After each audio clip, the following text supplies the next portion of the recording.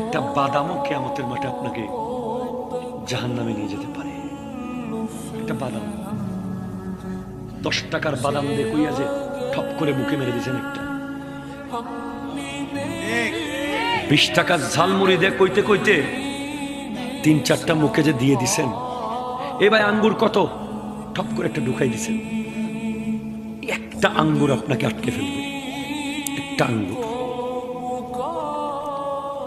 বড় বড় পাহাড় আপনি ক্রস করে ফেলতে পারবেন, ছোট্ট একটা বাদাম দেখবেন আপনাকে আটকাই ফেলছে। বাদামওয়ালা এসে বলবে, আমার একটা বাদাম তুমি খাইছিলা, টাকা দাও নাই, দাও, নামাজগুলো সব দিয়ে দাও।